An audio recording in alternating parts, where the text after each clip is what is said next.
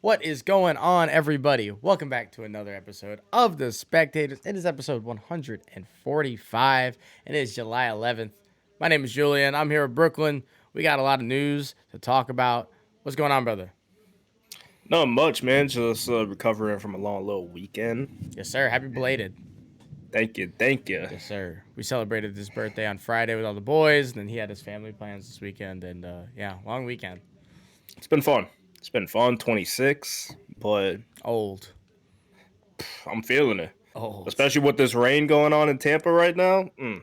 Bones aching right now. Yeah, we wanted to record about 5 minutes earlier, and we were getting the yawns out from old man Yeah. Withers, so we got that going. But like I said, we got a lot to talk about. We're gonna start with some weekly news that happened, all the trending stuff, and then we're gonna go into the MLB All-Star Game and our MLB midseason awards. It's one of my favorite things to do is go over midseason awards and all that good stuff.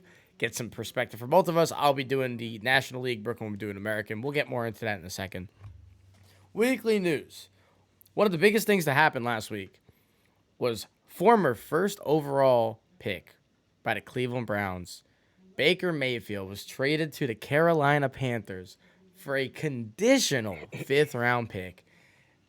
Such a fall from grace from him and for like the faith that franchise had in him. I mean, just 2 years ago, Baker was in every commercial known to man, and now Oh he's my getting god. traded for like a potential rotational pick. I mean, fifth rounders can be pretty good, but that's not what a former first overall guy goes for just a couple years removed. It's crazy, but it needed to happen. However, he needed to get out of Cleveland. I'm happy it happened. It sucks for the Browns because, Does. damn. Now you just got to bank on a late round pick, hoping that he pans out to be something. If you even get it, again, it's conditional. Yeah. You're not So, even guaranteed to have it. So but I love this for Carolina, though. I think people have been sleeping on this because Baker gets a bad rap. Understood. I'm not here to defend him. no, Baker's Baker, and the Browns are the Browns. You put those two together, they don't make a good baby water and at oil. all. Now you separate them, you mix it with a couple things, you season it right, you let it simmer, Seasoning. you might have something. And Might. that's what I think the Panthers are going to do. I think they're going to be able to mix everything together, bearing that damn team stays healthy. But I love their defense. CMC, we know what he could do. Robbie Anderson is a nice little deep threat. You put those three together. Yeah, I and I like it. mean, new scenery is so important sometimes. Oh, It's the classic like just leaving the toxic relationship, just if for nothing else, just to get out of it, and man. that might be the situation. I mean, I don't think Baker is great. I think at his best, he's a top 20 quarterback, and that's like number 19 at his best.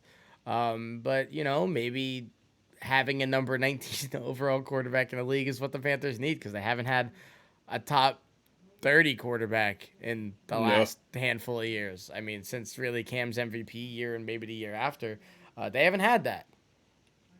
So, you add it. I think they need a lot more than the quarterback, too. So I think this maybe could be a stepping stone for another year or a predecessor to another move or two. Not really sure. But it's nice to see the Panthers trying. They've been trying to fix this quarterback Yeah. issue for a couple of years now, and they really haven't wanted to do it through the draft because they didn't want to use capital to move up. They didn't like the quarterbacks that were there, which I respect. Don't go draft a quarterback you don't like. Don't do what the Washington Commanders do and draft quarterbacks and then package them out or ship them out of town. And That's always been my number one complaint with organizations. Why draft a quarterback that don't doesn't even fit into your system? don't settle. Why are we settling for a He quarterback because you need one? you want to change a system quarterback to fit your system? It's not really how that Why? works. Yeah, it's not really how that works. Why? And then you're mad and confused when he sucks. Duh. Duh. Like what Duh. you think? Yeah, dude doesn't do that. You don't hire an architect and then hope that he can like do your accounting. That's not what you do. Like, come on. This is stupid. So So I mean, annoying. shout out to Baker for getting a new chance and like that they actually traded him. There was a hot minute there we weren't sure he was gonna get traded. So that's nice that they at least got him out. They didn't let him just Yeah. sit there. More news from the week We had actually this is your news really. We had some Jets drama going on. My This is boy interesting. Zach Wilson, his ex girlfriend. You break up, you start spilling the tea. Well, apparently Zach Wilson fondled, Relations. fornicated, Relations. relations. He did have relations with That woman. his mom's best friend. That's wild. And his ex girlfriend is now dating his ex best friend, I would assume. They were teammates at BYU. Saw Oof. pictures of them sitting courtside at BYU Oof. basketball games, all Now that. his Well, girl's there. now his girl is his girl, and his mom's best friend is it's now a side chick. So Now the side chick. Yeah, just there's never a dull moment when it comes to quarterbacks in New York. I mean, I feel like, or like there's stars not. in New York. I feel like there's always just nonsense. At least, but this is the nonsense you want, right? If you're gonna have some Oh, nonsense, let absolutely. it be some personal stuff that doesn't really affect anything. Like he's still gonna play week one unless he gets hurt in between now and then. Like this has nothing to do with on the field stuff. So like, it's kind of fun. This is the fun stuff. And after I've been getting a lot of nonsense news coming out of my New York teams, this is great. This is I love this this. is a relaxing one, thankfully. This is great. This is, Shout out to Zach Wilson.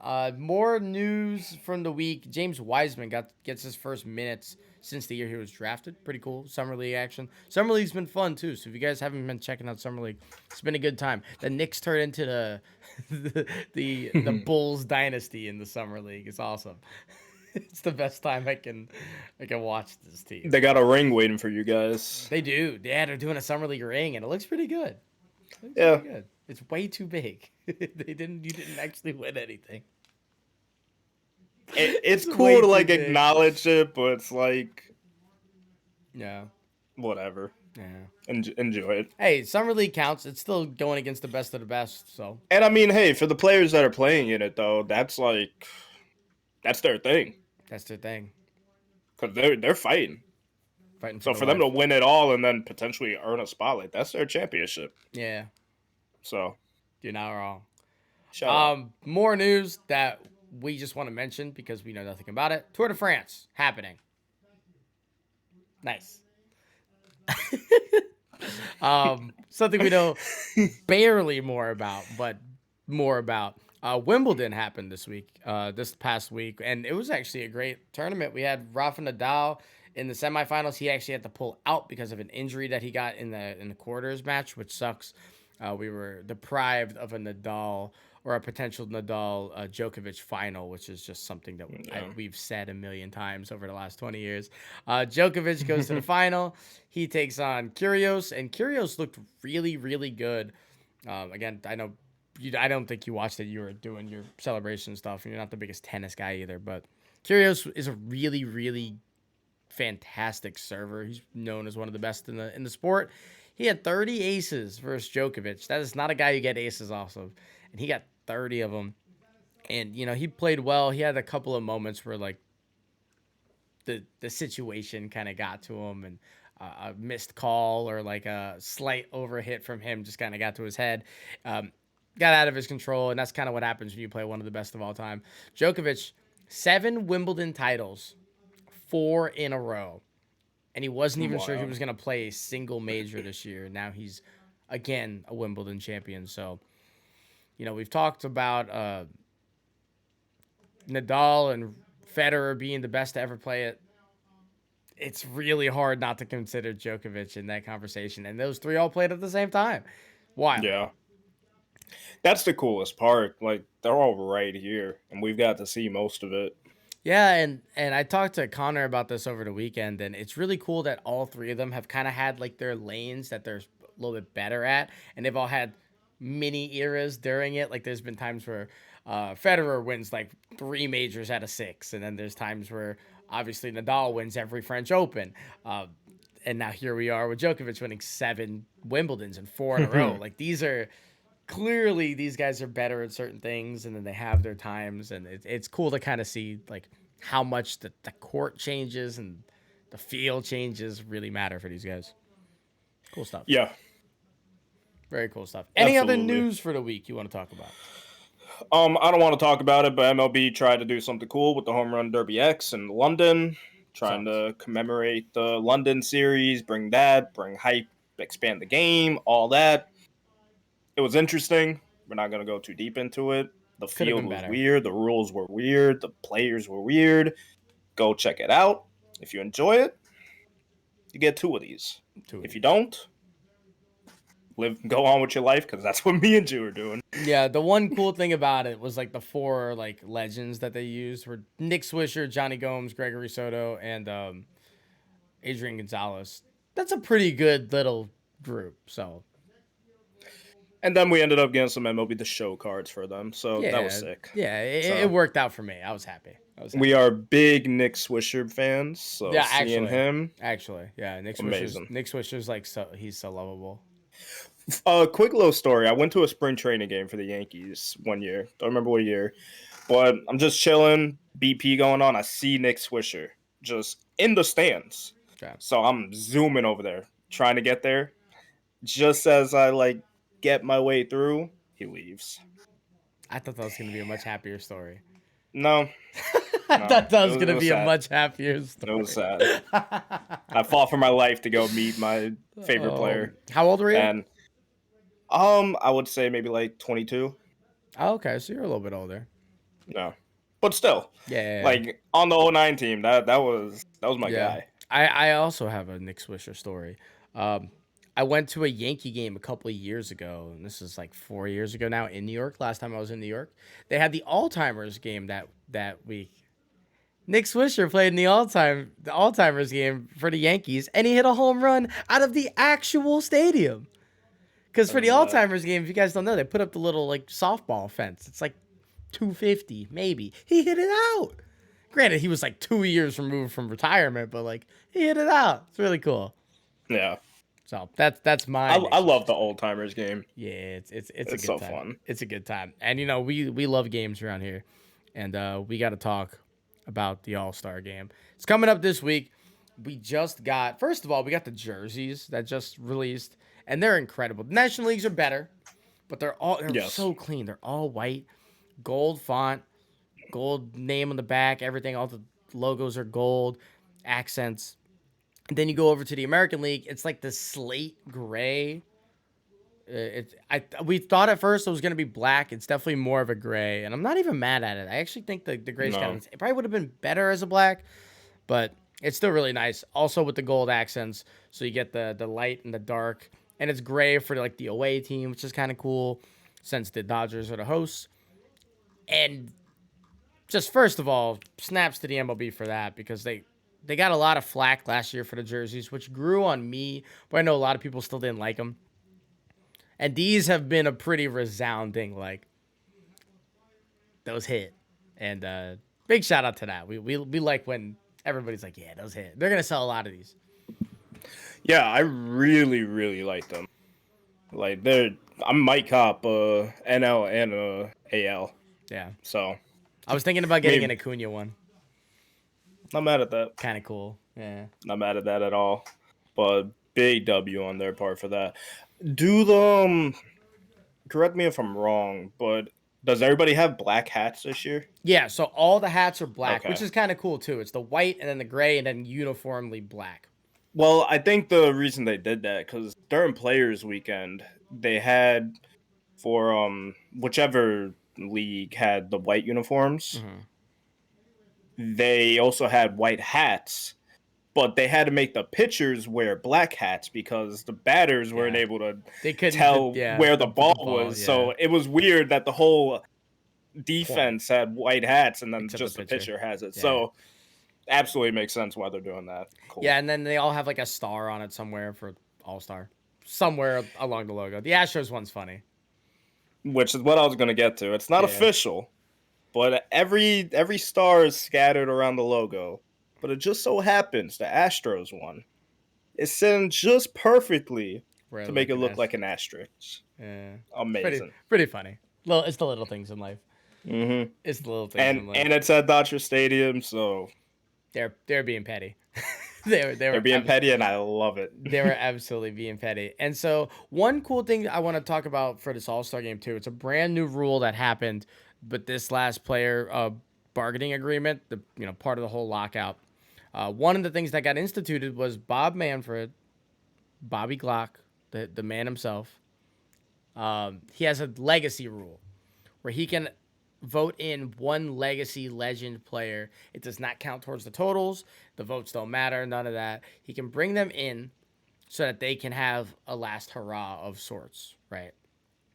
So he did that for two different players this year, which one of them's a little surprising because I think he's going to play longer, which is Miguel Cabrera. I don't think this is his last season. It very well could be, but I don't think it is yet. I think he's still got one more year in the tank. But Miguel Cabrera for the American League is going to be a legacy legendary selection, DH. And then also in the National League, Albert Pujols. Amazing.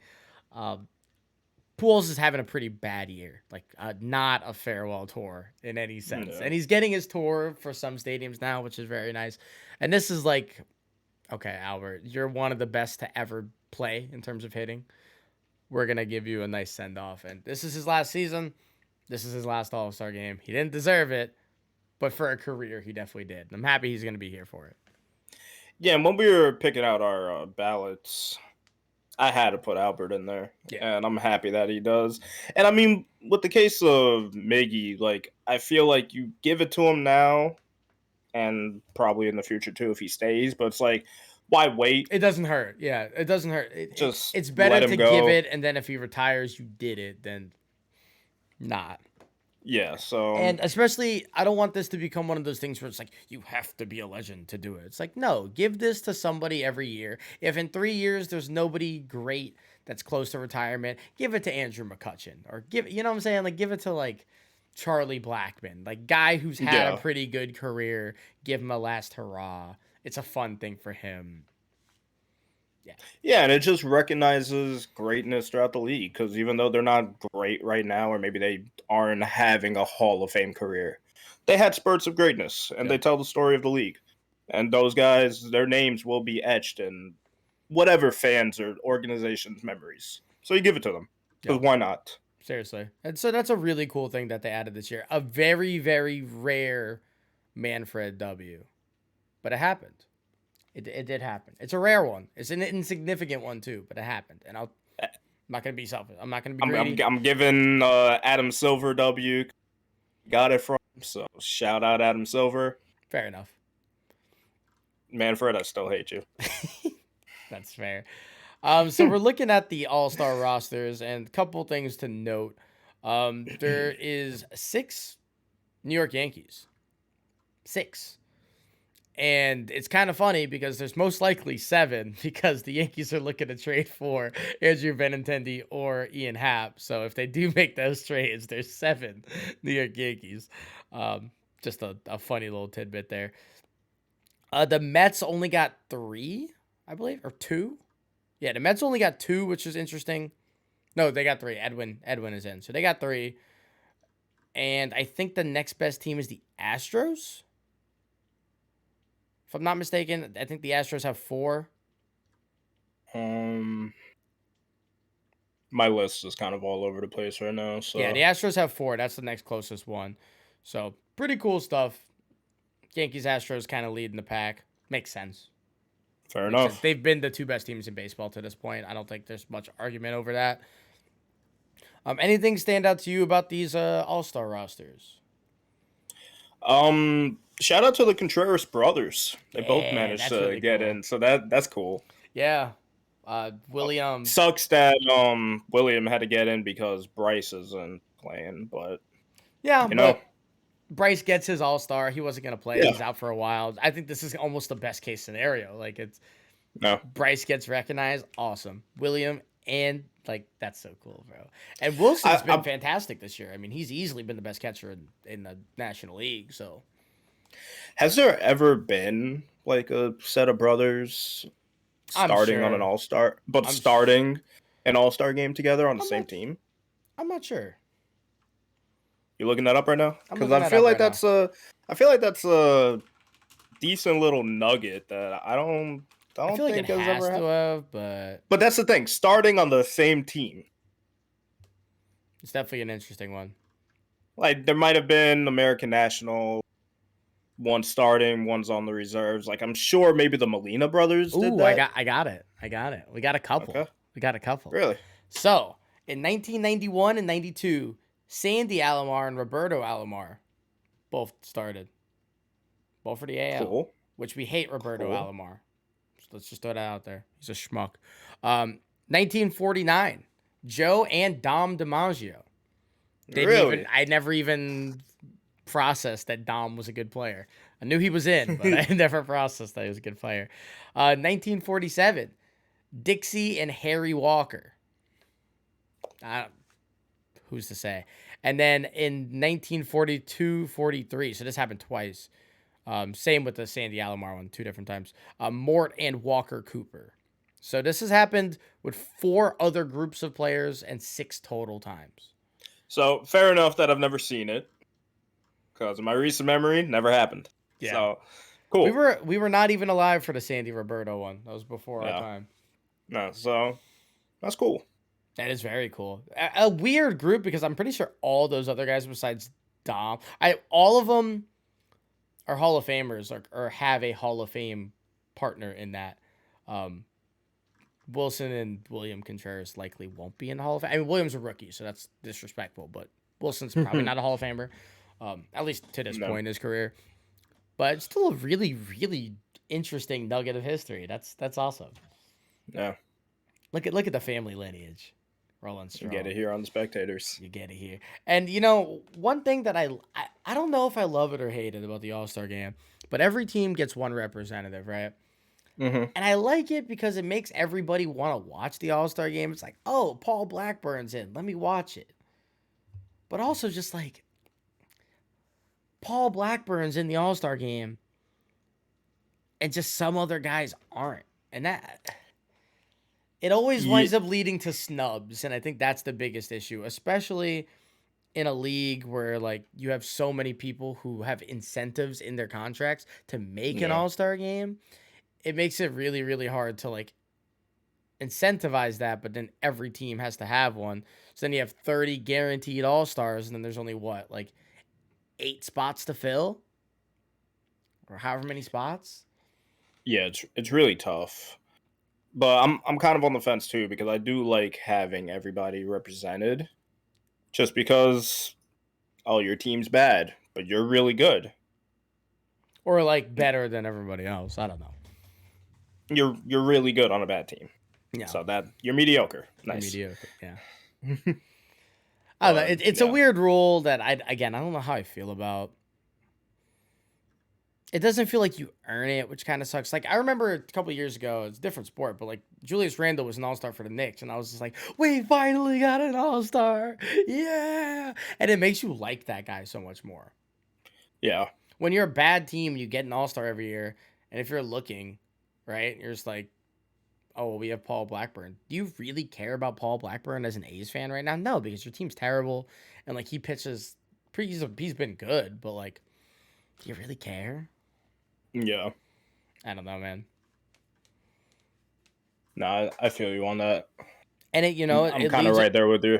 It leads us to what we planned on talking about, snubs. And who's a snub for this All-Star game that you have? We'll go back to our ballots like we said. I had the first pick, so I picked Vlad, naturally. But the second guy that I wanted and do think that he should have been there is Ty France, and you ended up picking him. Yeah. And I don't see why he gets snubbed. Like Ty France has I think it's every offensive stat besides home runs, and I think there's like one other like small stat better than Vlad Jr. And granted, Vlad got voted in for starting, so you can't take that into account, right? No. Fan votes are fan votes. But he's an objectively better hitter than Vladimir Guerrero Jr. this year. Yeah. And he's not even on the roster. And that's why fan votes suck, man. Yeah. Because, like, to an extent, cool. Like you get your fans, but if you're in a big market, you got it. Yeah. You just have it.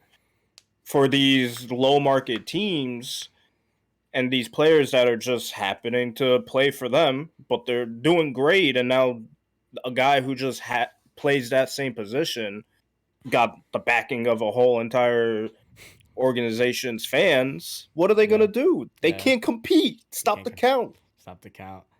So it's tough. Like let it go off of who's actually balling. Yeah. And let the fan vote be for like the bench pieces or something. I feel like that's Let worse though. I don't know. Because then we're voting in like strictly names. Like at least if it's a starter, there's plenty of people who are like, well, this guy at least is doing better. Like there's plenty of people voting statistically, even though there's plenty Yeah. not looking at names. But if you're just looking at reserves, you're like, oh, I don't care. He's not starting. Let me just go ahead and put Trevor Story in there. And Trevor Story's been Yeah. bad. It's been bad. So Or maybe the fans are able to pick who's starting. They could vote on that based off who makes it in. that's better. I think it should be like Because the voting isn't going to go away. no, and The voting leagues make is too much money interactive. off of Yeah. marketing and advertisements and people going on the site and doing all that. That's not going away. They make too much off of that. But I feel like that would be a cool little way for them to do it while still keeping the integrity of having the best player there. And now the fans get to see who they want to see start. So Yeah. No, it's definitely tough, and I don't know. There's a lot wrong with the All Star game, but it is still the best All Star game in sports, I think. So I don't like nitpicking it too much because I do think it is. Or the NBA might be there, but I like the MLB one a lot. It's like really fun. it's fun. I just like the event of All Star Weekend for the NBA. That's fair. If MLB does a better job of like promoting it and making it like a Well, hear me out. event, Which is better? Which is better, the dunk contest or the home run derby? it varies from year to year. So, like But the when we home run had derby is pretty consistently good. At the very it minimum, is. it's good. Yeah, and I feel like with the dunk contest, it's more often than not gonna be maybe mid just because of the dunks that we're getting. So Yeah. yeah, I would give it to the home run derby just because they're Yeah. gonna hit the home run. Yeah, they're gonna do it. So Yeah, they're gonna. like Also, I don't think the ceiling is too different either. Like a good home run derby. Like think of like the Josh Hamilton home run derby. Like amazing. I remember that vividly, and I mean I remember like some dunk contests pretty vividly too, like the Aaron Gordon, Zach LaVine one. But that's like the one that comes to mind. So it's not like there's And the home run derby's getting even better now where they have the bracket format where you're actually going up against somebody. So now yeah if you're behind and they're you're the getting 2 better. seed going up after whoever went before you, and now you're like 5 home runs away, you're on a streak, stadium going crazy, you end up passing him, you walk off that round, and now it's like, oh damn, Yeah, that's sick. it is. It is cool. It is cool. So yeah, I will do that. I wish MLB had a couple more events though, like a It's hard. skills challenge. Baseball's a weird Well, sport for that, but but there's that's the plenty of thing stuff. though. There are stuff. But that's the thing though. You look at like Japan and They get the Korea, their bunting one. baseball leagues, they have like bunting challenges, Yeah, the bunting throwing the challenge is ball sick too. into like a target, stuff like that. There's games for you to play, like hitting a target. Yeah. There's stuff to do. Figure it out, make it fun. Have these players participate in that. And then you can have more players that aren't going to be part of like the All-Star game and home run derby. Now they're getting some representation and being able to compete. And again, that's just stuff that grows the game. That's why you got a lot of players that aren't really that big making a name for themselves in the NBA because they're able to compete and stuff like that. So Yeah, and that's maybe they wind up doing stuff like that, and that's how you get these Kansas City Royals and Oakland A's yeah, players involved. Instead of putting them in the game, you put them in these challenges. That could be a lot better. But I would like that. I'm gonna get back on track here with the snubs that we were talking about because Yeah. I think it is kind of important to go over some of these guys. Dylan Cease. Dylan Cease is my snub. I love Nestor Cortez with all my heart. I think he's been fantastic for the first like 2/3 of the first half. He had a rough last couple starts. Yeah. Dylan Cease might be the second best pitcher to this point in the American League. He is leading the league in K per nine. He has a 2 ERA. And he is just absolutely dominating for the White Sox on a team that has been constant disappointments. Everybody on this team is disappointed. Yal Moncada's been terrible. Yasmani Grandal's been terrible. Luis Robert hasn't really lived up to that potential that he should. I mean, he's had an okay year. Tim Anderson's just hitting for contact, not so much power as much this year. Hasn't taken any steps defensively up. And they're just not winning. They're simply just not winning. They're in third in that division right now. And so the one highlight of this team has been Dylan Cease and how dominant he is. And stop me if you've heard this saying before, but the best. Oh no, what is it? It's like the best ability is availability. Yes. Dylan Cease has pitched more innings than anybody in baseball since he's been called up. More innings than anybody in baseball, and it's not close. Yeah. And he hasn't gotten really any respect in terms from Major League Baseball. I do think he'll wind up getting into the All-Star game because somebody's gonna want to rest their arm. I don't know who, because the relievers are honestly all pretty healthy, so I don't know who that might be. But I really hope he gets in because he deserves at least to be there. I don't care if he doesn't touch the mound, just get him in. Yeah. Most of the pitchers don't, but. I feel that. He's my biggest snub at the moment. I also really agree with Ty France. And I want to give a shout out to former Yankee Brandon Drury, which I have no real reason why he didn't get in because the Reds needed the representative. And for some reason, they gave it to Luis Castillo instead of Brandon Drury when Brandon Drury's the third best third baseman in the National League and arguably better than Nolan right now. So... yeah. It's tough. I got nothing for that either. Yeah. There's nothing to say about snubs. Just how do they not get in? It's how.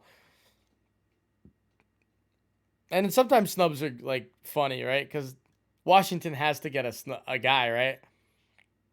Juan Soto only got into this All-Star game because the Nationals had to send somebody, and it's Juan Soto. Juan Soto should be in this game every year. He's had a not great season. He's been good though. Not great by his standards are different than everybody else's. But he's only in because the Nationals need somebody. That's the thing. He has a mid-season. Just he's on decline. He fell off. He fell off. Young boy better. Young boy better. Jordan better. It's tough. But he's here though, and I'm happy for him. Absolutely. All right, and then we're gonna go one more thing before we head up out of here. We got mid-season awards because we are at the All-Star game, which means we're a little over halfway through the season. We're gonna bounce back and forth, starting with Rookie of the Year. Who's your American League Rookie of the Year?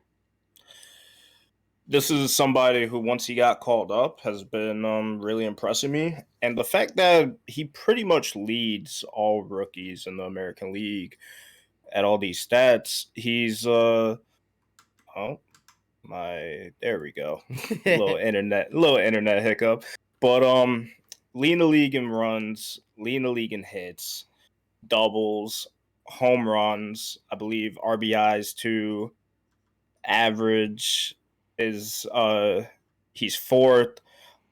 On base percentage, he's second. OPS first. Julio Rodriguez is just dominating the stat board across the board. So it's how do you not? Oh, he's an all-star, by the way. And he's an all-star.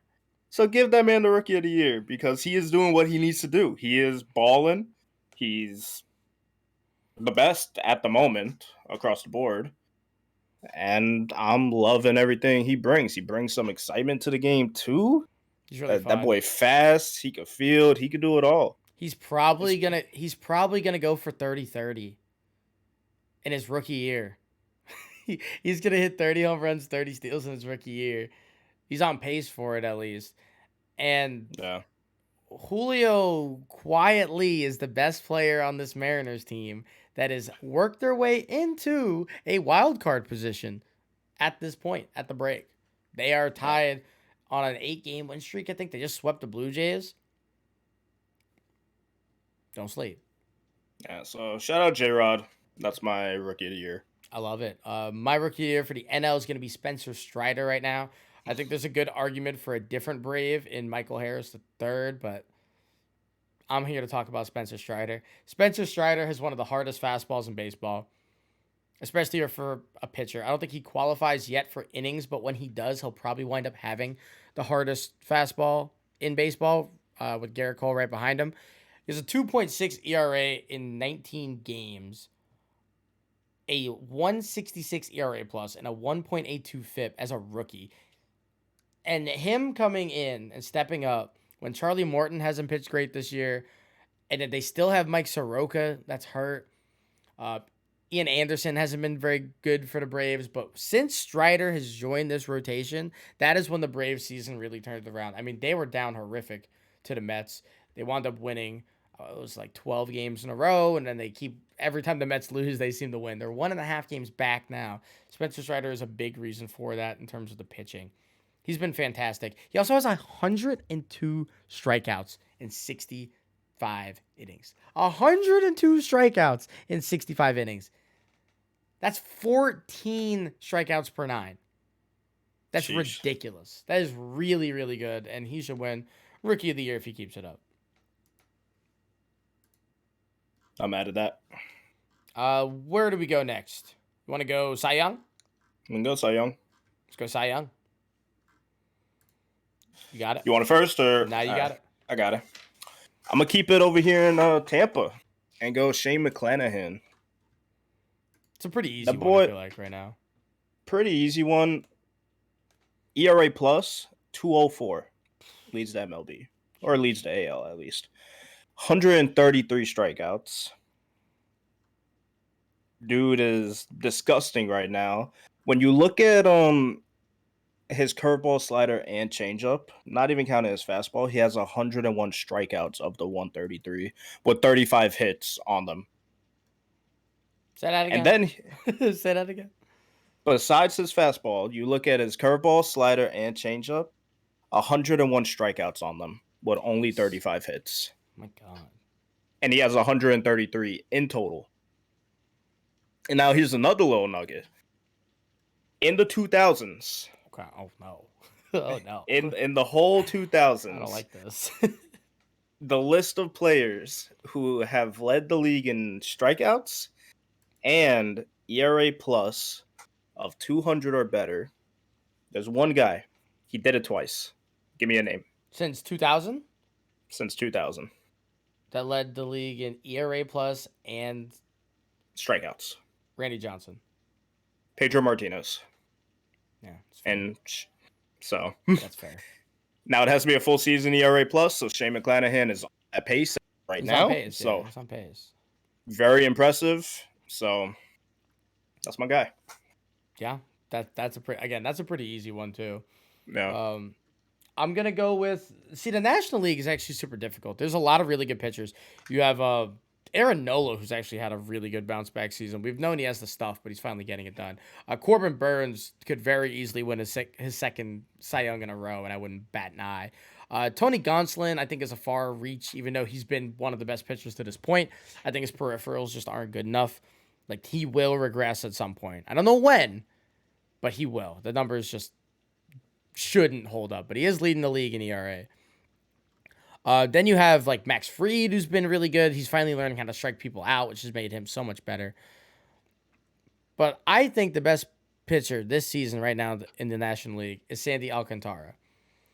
And this really, to me, isn't much of a surprise. He is simply pitching more than everybody else. He has 20 more innings pitched than the next closest pitcher. He is going 7, 8, 9 innings every single game, making the Marlins at least competitive on his bump days. He has a 5.2 WAR, a 4.4 win probability added. And he's going so deep for a team that just isn't supporting him run wise, that he kind of has to go deep. That's what kind of sucks about situations like this. He's also third in hits per nine in the league. He's not striking out as many people as I'd like.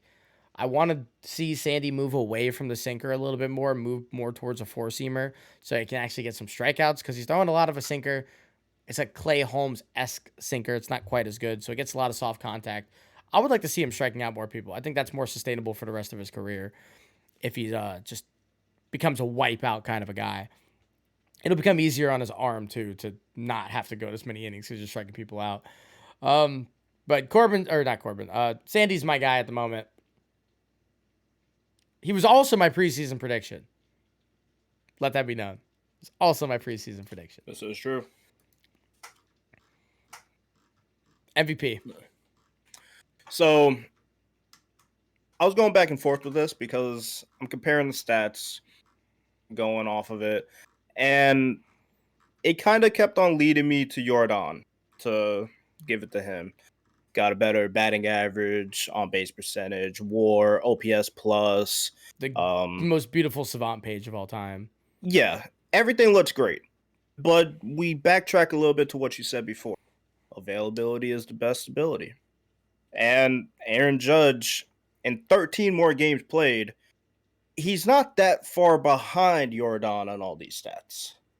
So for that reason, I got to go with Aaron Judge, the home run leader in the whole entire league, because again, you give Jordan those 13 games, they're right there. And Judge, with the walk-offs this year, the multi-game home runs, the clutch hits, leading this team, when he's not on the field, it feels like, what are we doing? Like, it just feels like the team is dead when he's not there. Playing outside of his position, playing pretty much being a center fielder this year, doing everything that you ask of the man while continuing to be on the field available. He's had a couple of little off days with a couple tweaks, no big deal, back the next game. And I believe Jordan actually just hit the... Yeah, he has a hand thing. He's going to be out for a little bit. So not too long, again, though. It's not like a crazy injury. Yeah. So I'm going to give the MVP to Aaron Judge. Yeah. Judge is a weird one, too, because, like, he's had a rough week and a half, 2 weeks. And I think if you take away, which you're not going to take it away, it's part of the story. But, like, 2 weeks ago, it was like a definitive Aaron Judge. And now it's more of a conversation. And that's why I took the time and looked at both of them. I wasn't just going to say, oh, give me the big guy. Yeah. No. But again, they're both pretty big. They're both pretty big. But again, 13 games is a lot. It's a lot of at-bats, a lot of plate appearances. Yeah. So I take the slump and compare it to just you not playing and not knowing what you're going to do. So, and if you say Jordan right now, I'm not mad at you. At all. I'm not mad at you. At all. Really not. Okay. NL1 is pretty easy right now. So shout out to the NL for making that easy. It's Paul Goldschmidt. Paul Goldschmidt has very quietly put together a fantastic career. Okay, let's just talk about this. He has been better in every significant counting stat, measuring stat than Freddie Freeman over the last 7 years, which is crazy because we talk about Freddie so much. Freddie already has an MVP, he has a World Series, all that, right? Paul's been better, and this year, of course, he's been better, right? If Paul Goldschmidt continues the pace he's on right now, he will end the season hitting .343 with a .427 on base percentage, .620 slugging, and a 1.04 OPS with a 199 OPS plus. Stop it. Right? 37 homers, 125 RBIs. There have been 2 players ever at first base to have a season with those numbers or better. 2. Do you have any idea who either of those might be? First baseman to have a season that looks like that. Just no. Lou Gehrig and Jimmy Fox. You see? No. Lou Gehrig and Jimmy Fox. I mean, yeah. Lou Gehrig and Jimmy Fox. To be in the company of those guys for anything is ridiculous because Nothing short of impressive. Because Lou is one of the best to ever play, and Jimmy is one of the best to ever play, and to be in that conversation is actually just ridiculous. Shout out to The Athletic for the stats on that because that's just ridiculous. Yeah, it's Goldschmidt. It's Goldschmidt. He's like actually performing better than just everybody else, and it's not even kind of close. Like, no. Mookie was kind of in this conversation for a second. I think if you want to look at pitchers and throw them in the mix, like, I'm not mad at you for wanting to say Corbin Burns or Sandy Alcantara. I'd actually probably put them at 2 and 3, just because the position players have kind of had so much flux over this regular season. Maybe you put Pete Alonso somewhere in this mix just because of how good the Mets have been, but I probably wouldn't. I wouldn't either, but I'm not mad at you. Put him top 5. Put him in somewhere the like race. That. Manny Machado would be there if he didn't sit out for so many games. No. So Paul's pretty definitively the guy. And I saw a really sad tweet, and it was just like, man, the Diamondbacks would be really good right now if we kept all of our players. And their infield, the Diamondbacks infield, would have been Paul Goldschmidt, Brandon Drury, Dansby Swanson, and I don't remember who the second baseman was. But they were all stars. And I was like, oh, it was Jazz Chisholm. It was like, oh, that hurts. That hurts. And the Jazz one you're not upset about because Zach Gallen came back and he's been fantastic for them. But yeah, but hindsight a crazy thing. Hindsight's crazy. So, Diamondbacks fans, I'm sorry. But your team's looking better in the future, so don't worry too much about it. Possibly. And finish it off on Manager of the Year. Manager of the Year. Who you got? Is there anybody else that I could possibly say for the American League? No. 61 and 25. I don't care what any other one's doing. If they're having a spunky year, rallying the team, putting the pieces together, I don't care. 61 and 25. Aaron Boone. Give it to me. Yeah, if you want to go to the spunky guy, I'm going to look at the Orioles, but I'm not doing that. Yeah, I'll take that, but again, I don't care. Yeah, I don't care either. Like, if we were like 45 and 30 something, cool. Or probably a little more than that. Like 50 and 30 something. 53, cool. Like a 0.709 win percentage. Being 35 games above 500. 14 games ahead of the division. Like, it's Aaron Boone. It's Aaron Boone. It's Aaron Boone. Staying in New York, Buck Showalter. Fair enough. Yeah. He took the job that like was the most daunting in the sport because if you were gonna suck, you were gonna get yelled at and ran out of the city like every other manager has over the past couple of years. They've gone through 4. Yeah. Buck Showalter has shown that like maybe between him and like Dusty Baker, maybe there's like a resurgence of like that old school coach. Maybe. I don't think Buck will be good long term though. I think this will be a 1 or 2 year thing and then he'll be terrible. I think when he doesn't have the ideal situation, we've seen this with his whole career, but if his situation is not ideal, they kind of struggle. And this situation is literally ideal. I mean, they have 2 top 5 pitchers in baseball when they're healthy, which they haven't been. They have a top 5 lineup in baseball, most likely. They're a pretty good defensive team for the most part. They have depth like at every position. They have good mix of lefties and righties, a couple switch hitters. Like, this is ideal. They have the best closer in baseball this year. Edwin Diaz is the only pitcher in baseball right now to have more strikeouts for outs than other outs. Really? 50.4% strikeout rate. He struck out, I think it's 68 batters, and the other 60 were just like groundouts or flyouts. But it's ridiculous. Good Lord. Yeah, it's ridiculous. So, I mean, he has a lot of good things going for him. Doesn't take away that he should be manager of the year. No. It's also like you're not going to give it to Dave Roberts because, like, they got the MVP. They added them. They're underperforming. Which is crazy because they're not, but they are. Yeah, that's facts. And I don't really think you said that Dusty and Buck, like maybe the old school managers work now. I never like thought that they wouldn't. I just felt like if a guy like that comes to a team, they have to be willing to take the old school and the new school and put it together. And I feel like both of them have been able to do just that. Yeah, and you kind of have to when you work for the Astros. Like, I'm shocked Yeah. that the Astros got Dusty because the Astros are maybe the most analytical team in baseball outside of the Rays and the Yankees. Um, But so you I'm look at the shocked. timing of the Dusty hire, and I feel like with everything going on, they needed a guy like that, where he's just not going to care about everything else. Like Block all out the the noise and slander, yeah, just we're going to play, forget all that.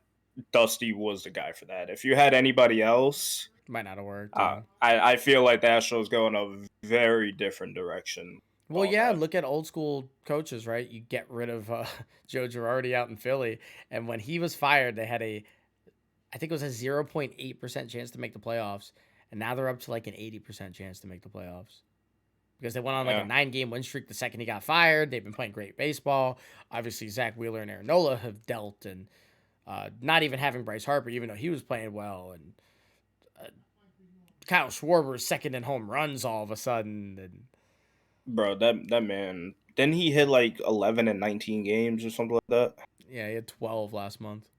Ridiculous. Yeah. But then on the other side of that, you look at LaRussa in Chicago, and He sucks. He that sucks. that whole situation, he's just bringing the whole team down. Oh. If you So put like Kevin Cash in Chicago, that team might have 80 wins right now. they're disgusting. They might have 80 They're wins right now. disgusting. There's too It's much sad. talent. And I mean, they've been Yeah. pretty injured too, and it's not really fair, but a lot of talent over Again, there.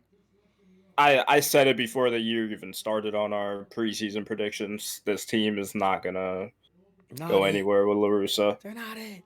and I hate that I'm right because I've been high on the White Sox, Yeah. and I'm sad. So Yeah. So it is what it is. it is what it is. We got the All-Star game coming up. I hope you guys enjoy the All-Star weekend. And we'll talk about some of the festivities that happen next week on our next episode. I know I don't remember what date Home Run Derby is. I think it's after we record, if I, I'm not I'm mistaken. not sure. Let me check that real quick. Yeah. But we'll make sure to talk about that whenever that's over. Make sure you guys follow us at Spectators Media on TikTok, Twitter, Instagram. Make sure you check us out on YouTube if you're not already. We're almost at 200 subscribers on YouTube. That sounds like a W. That sounds like a W. So go ahead and sub. We'll be back next Monday. We'll get you the weekly roundup. We'll talk about some stuff. Home Run Derby is Monday. So we'll So. probably we'll miss it. Yeah, we'll miss it. Yeah. So yeah, Tough. you'll hear from us though. Check out TikTok. You will. You You'll will. hear from us on TikTok. Thank you everybody for listening. Make sure you come back next week. We'll see you guys next time. Later, everybody. Peace.